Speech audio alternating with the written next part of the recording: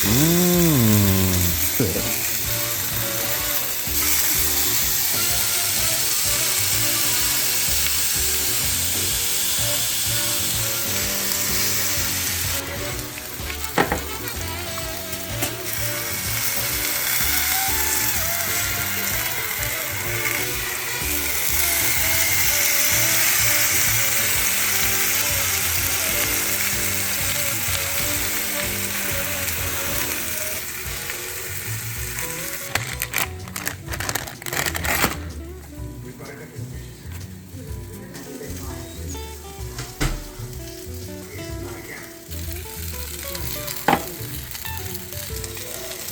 Right there.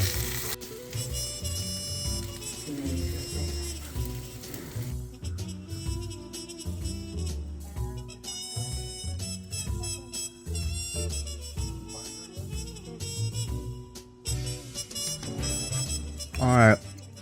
So first thing, the lamb meat is good. All I did, I just threw some freaking nasty. I threw some garlic powder, onion powder, and black pepper. That's it. Just for now, just testing it out. It's my first time cooking lamb meat. It's good. It's a little tough. Not too tough. It's like a medium tough. It's chewy, but it's not like impossible to eat tough, if that makes sense. So I'll try the other cuts tomorrow. They're different cuts.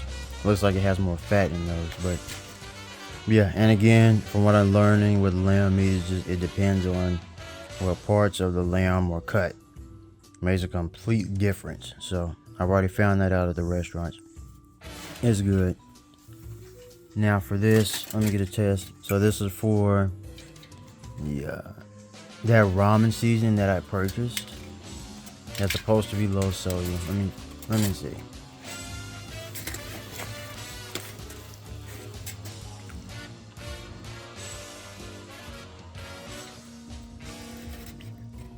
It's interesting.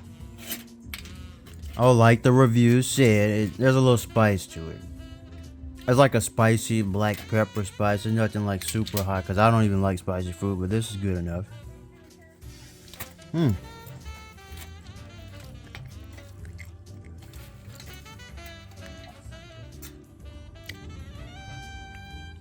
Now, it doesn't taste exactly like top ramen seasoning. Obviously, it's a little spicy and there's a different type of taste. I don't know what the taste is,